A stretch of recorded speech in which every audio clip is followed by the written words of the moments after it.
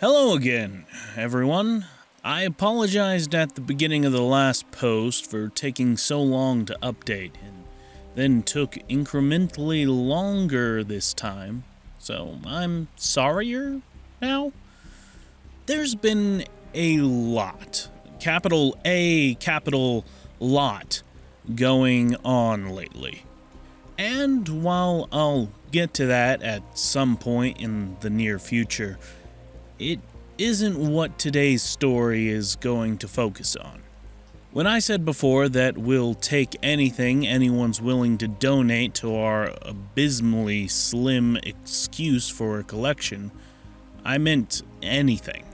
If you don't remember that, and you probably don't considering it's been approximately 1,000 years, it was back in our first installment, which you can listen to here if you have no idea who I am or what I'm talking about.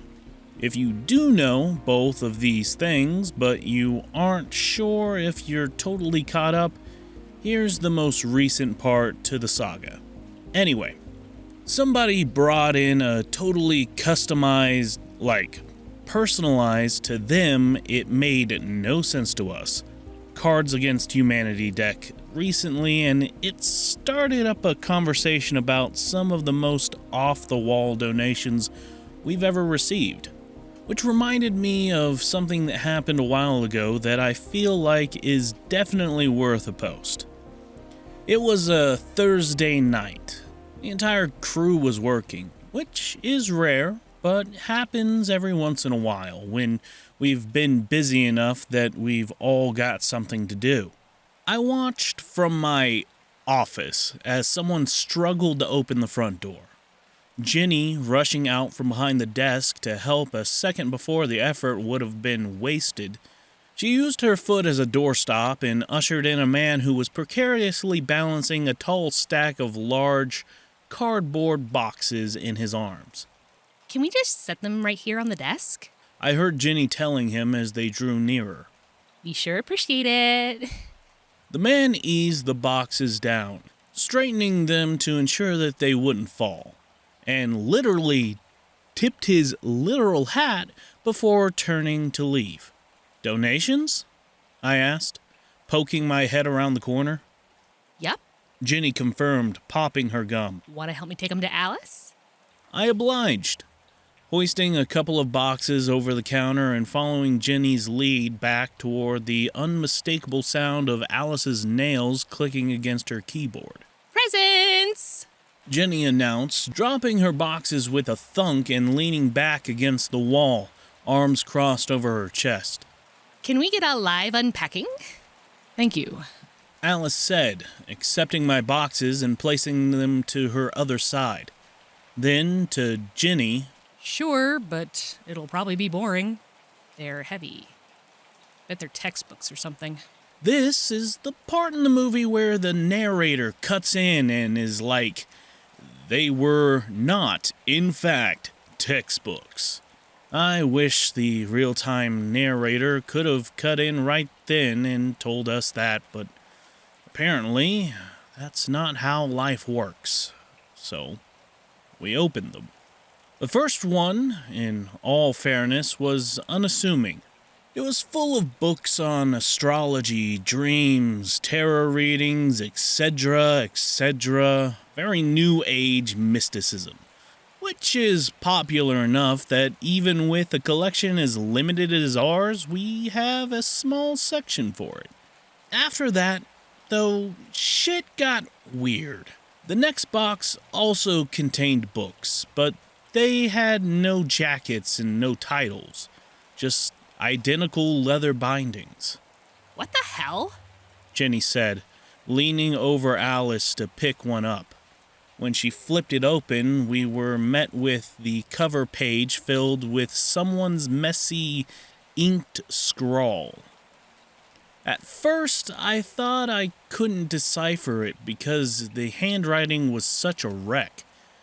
But I quickly realized that while they might resemble familiar letters, the markings on the page didn't belong anywhere in the English alphabet. I scanned the entire page, eyes looking to zero in on something that they could make sense of. And just when I was about to call it quits, I landed on the very last line. By my mind and by my spirit. I read aloud. The fuck is this? Ginny snatched another book from the box and flipped back the cover to reveal a remarkably similar display to that of the one I held. Not identical. The penmanship didn't match perfectly, and a slightly smaller expanse of the page was taken up. But it was covered in the same symbols and ended in the same sign-off. How many of them are there? Alice shifted through them and then, after a moment, reported, 7, including those 2. Upon closer inspection, we discovered that while several of the tomes had what looked to be a few pages torn out in the front, they were mostly undisturbed. There was no writing or marking of any kind past the flyleaf.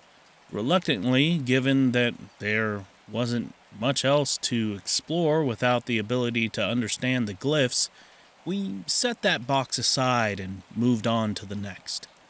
At first glance, it looked to be filled with swaths of fabric, but I realized when I made to pick one up that the fabric simply acted as a wrapping for various other objects.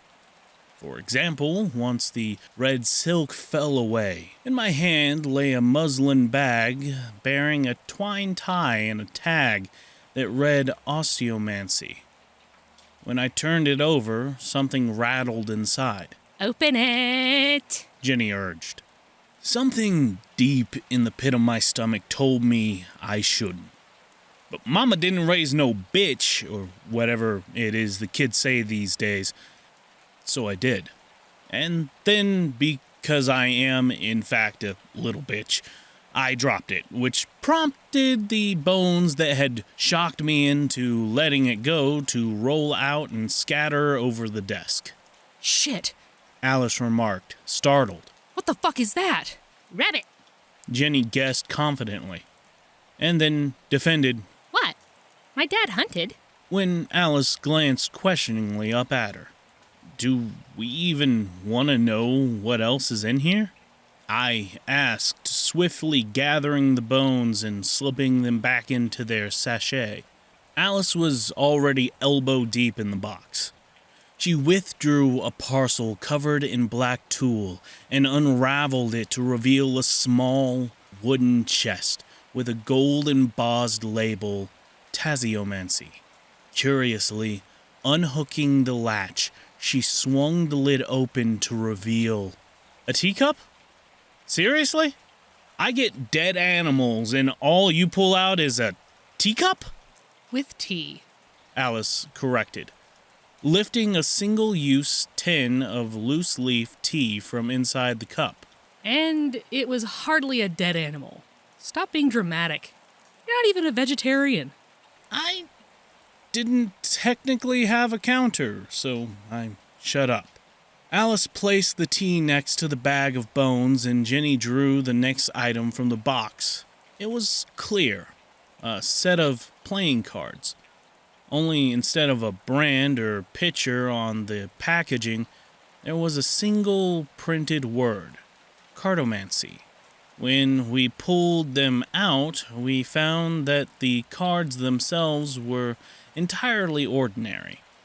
I'm not sure what I expected, but there was nothing unusual about the suits or the colors or the imagery at all. Boring, Jenny said, frowning. As it turned out, there was only one more thing to retrieve, which was surprising considering the amount of space it took up. It was a large silver case with scrying etched across the lid in calligraphic scroll, and when I opened it up, there were several separate parcels wrapped in linen and cotton and lace. The first was labeled Captromancy and contained a heavy iron hand mirror, except the glass wasn't reflective. It was solid black. The next was hydromancy, and inside was a black ceramic bowl along with a small glass jar of water, which some purple stones had settled at the bottom of. Then pyromancy, 2 taper candles, 1 black, 1 white, with brass stands. Then chiromancy, incremancy, sealing wax, and a pot of ink. And finally, spheromancy. Yes, as in a sphere. As in a crystal ball, except it didn't look like the ones in the movies. Rather than being crystal, get it, clear, it was filled with cloudy, almost milky inclusions. Jenny whistled. Holy balls! That is a chunk of quartz. This garnered inquisitive brow raises from both Alice and myself, to which Jenny's response was, My dad was into rock hounding too. Get off my ass! Only one left. Alice observed, nodding to the lone remaining untouched box. Any guesses? Jenny snorted. What if it's just like something totally normal? Like, oh, here's all this occult shit and also some cookbooks. We all knew it wouldn't be cookbooks. Alice opened the box. At first, I thought I was looking at a cutting board. It was just a giant slab of wood, so large it barely fit flush with the bottom of the box. But then I noticed something else in the corner. Alice did too, apparently, because she picked it up. No way. She said, turning it over in her hand. This is one of those things, isn't it? The pointer piece or whatever for a Ouija board? Wow. Jenny snatched it from her hands, tapping her nails against the small, round window embedded in the wooden triangle. Fancy. I expected plastic. So, wait, is that the board? I asked, nodding toward the box. Or is the board in that? Alice reached in again, heaving the slab out and onto the desk before her. Sure enough, the face of the Ouija board stared back at us. Yes and no had been burned elegantly into the top corners. 2 rows of letters arched through the center, and a line of numbers hovered over the goodbye across the bottom. The only atypical aspect was that rather than the typical Ouija branding front and center, the board's heading read, "Left the Vale." I mean, Alice laughed. we have to, right? Oh, deaf. Ginny agreed. You in? I'm in. I considered. Because I'm a fucking idiot. I almost said in my defense. But no, there's no defense for me. I should have known better. I did know better than to think anything that had a 0.01% chance of going wrong wouldn't in this place. Even something as laughable as playing with a Ouija board. We took it into the break room and set it up at the table. Alice and I across from one another, Ginny between us. We should turn some of the lights off or something? Ginny wondered aloud. It doesn't feel spooky enough. I got it, I volunteered, crossing the floor to the panel of light switches next to the sink and flipped 2 of them off, leaving only the central tile illuminating the room. Much better. Alice affirmed as I sat back down. Okay, so what do we do? Just all touch the thing, right? The planchette. Ginny supplied. My dad dated a medium. Of course he did. Alice deadpanned. Is that what we do then? Place 2 fingers on it. Ginny instructed. Like this. The planchette was positioned in the center of the board, and Ginny lifted her right hand, resting the tips of her middle and pointer fingers against one of its edges. Don't put any pressure on it. Do it like you're, I don't know, petting a baby animal or something. Alice and I swiftly followed her lead, my fingertips resting at the point, Alice's on the heart-shaped top. Now what? I asked. Now we just ask it questions. Jenny said, shrugging. But not stupid questions. We have to ask, like, if there's anybody here who wants to communicate, or whatever. Okay. Alice took a breath and closed her eyes. I could tell she was trying to make herself take it seriously. Is there anyone here who would like to speak with us? To none of our disbelief, nothing happened. We waited several moments just to be sure, and then I tried. If anybody has something to say, you're welcome to use this board to say it. I counted the rhythmic beats of my heart in the silence. 1 beat, 2 beats, 10. Nothing. We're trying to give you a platform here. Jenny reasoned. It's kind of disrespectful if you don't use it. When the planchette twitched, my breath caught. But Alice quickly debunked any suspicions. Sorry, that was me. My hand was itching. Jenny rolled her eyes. Christ's sake, this is so lame. We know you're here. Why don't you just fucking... I didn't even have a chance to process what was happening before Jenny's nose was pouring blood. A second later, I realized the wood under my hand was now that of the board. The planchette was gone, having flown out from beneath our fingers to smack Jenny square in the center of the face. Ow! Oh my god! She stuttered. When she pulled her hand away from the offended area, crimson began flooding over her bright, grinning teeth. Bitchin'. I did not feel as though this development was bitchin'. In fact, I was fairly sure it leaned considerably further towards not good at all. I objected, eloquently. Okay, I think that's enough. Alice remarked, rolling herself to the counter and grabbing a wad of paper towels to toss in Jenny's general direction. We're looking for spooky, not violent. Let's say fuck this board and the horse it rode in on and trash the whole thing, yeah? The door slammed shut. Because of fucking course it did. I don't think I need to reveal that it wouldn't open. I did try, but I knew before I'd even touched the handle that it wasn't going to happen.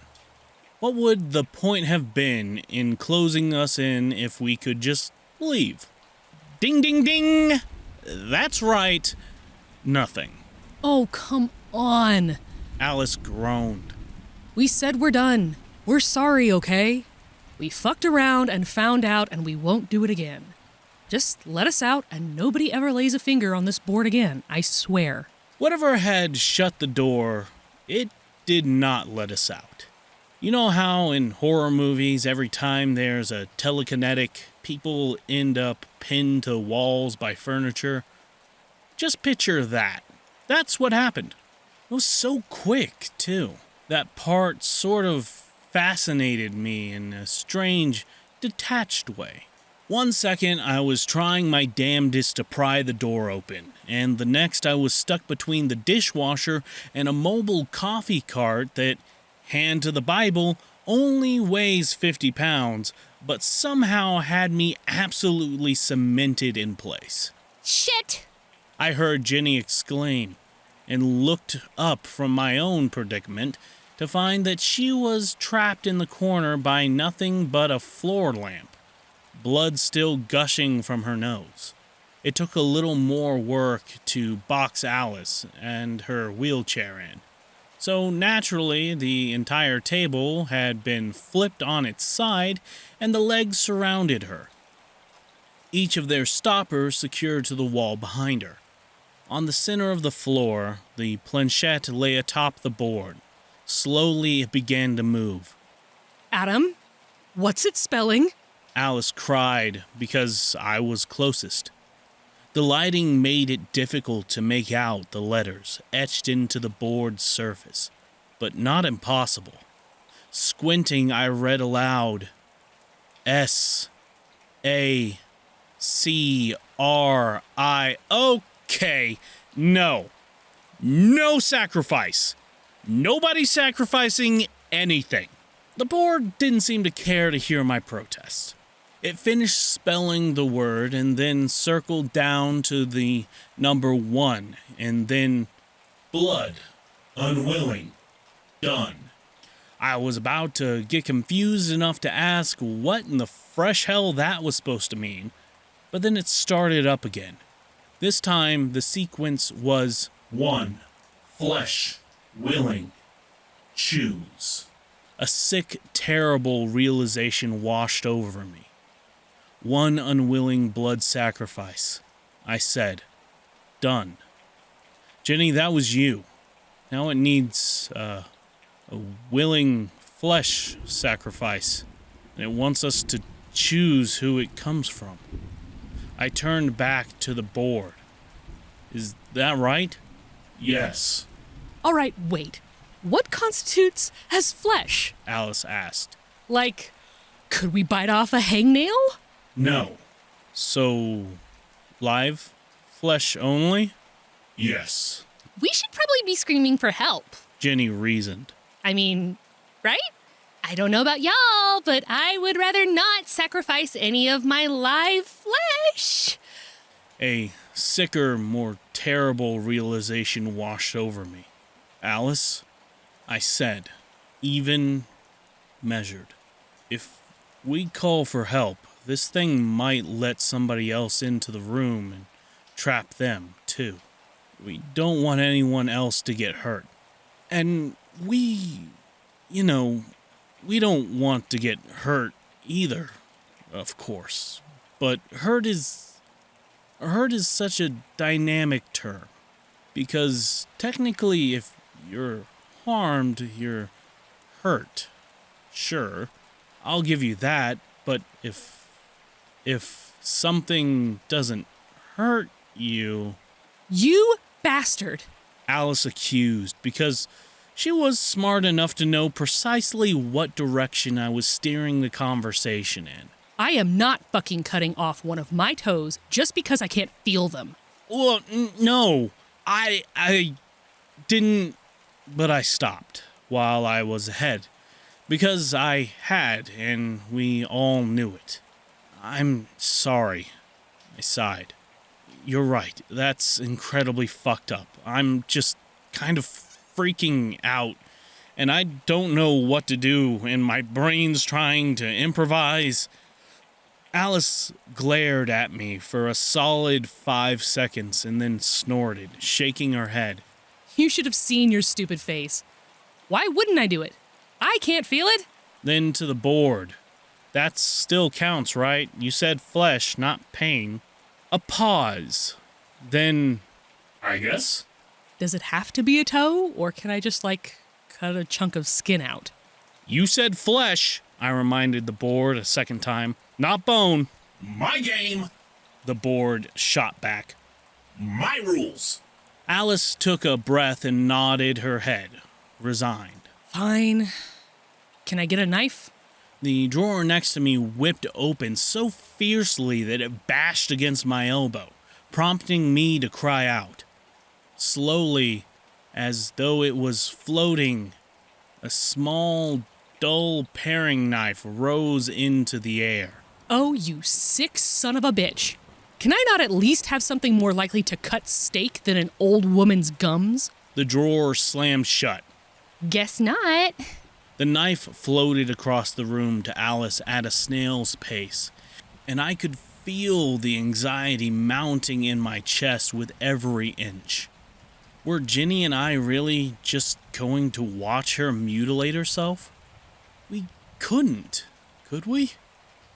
But what other choice did we have? Who knew what else this thing was capable of? To the best of our knowledge, it could have been letting us off easy. If we drew attention to ourselves, the entity could use us as bait to lure in every single person in the building. It could pick us off one by one. There was a knock. We all froze. So did the knife. Hello? Horace called from outside the door. Is there a reason I'm locked out? There's an evil Ouija board trapping us inside, and it said Alice has to cut off her toe or it won't let us out. Incredulously, I looked to Jenny. What? She snapped, exasperated. It didn't let him in, so clearly your theory is bullshit. We need help. Horace! We need help! The fucking door fucking opened. Horace stepped inside, eyes wide and wild. The fucking door fucking slammed shut. Fuck! I hissed. I knew this shit was gonna happen. I knew it. Horace held up a finger to silence me, taking a moment to look around the room and fully assess the situation. Then he sat down on the floor, large legs pretzeled into a crisscross fashion, and placed his fingertips on the planchette. In a confident, practiced fashion, he began reciting something. I only heard it the one time, and I don't speak Latin, so I couldn't recount it here if I tried. But it was a chant. That much was clear. It consisted of 5 or so lines repeated in succession. And once he made it fully through 3 rounds, it was as though all the power drained from the magnetic force holding us all in place. It happened so abruptly that when the coffee cart rolled away from me on the natural slight slope of the floor, I fell straight forward, catching myself with my hands just in time to save my face from smashing into the tile. Jenny crashed to the ground and took the lamp that just been holding her hostage down with her, and the table blocking Alice in toppled onto its back, freeing her from the wall. I blinked. What? Jenny demanded. The fuck was that? Horace slid the planchette to goodbye and stood, dusting himself off. Don't mess with things you don't understand, was all he said. Then he crossed the room to the refrigerator, extracted a bottle of water, and left. Needless to say, since we had, as Alice put it, fucked around and subsequently found out, our endeavors with the board were over. We gave Matt the whole rundown, and he berated us for being fucking stupid, rightfully so, and then told Jenny that her broken nose would not be covered under workman's comp, because it was her own damn fault. The board is still in the building, as are the other various occult items we received along with it, because we weren't sure how to properly dispose of any of it. We did try to ask Horace, since he clearly possessed some background knowledge that the rest of us did not, but he denied having any idea what we were talking about, which is fairly characteristic of him when he absolutely is not going to address something. So, we're SOL on that front. We never seen the man that brought it in again. I'll admit, I'm frequently tempted to try to decipher the writing in the journals. At the very least, there's something about them that keeps me up at night once in a while. Just turning that solitary line of English over and over in my brain, by my mind and by my spirit.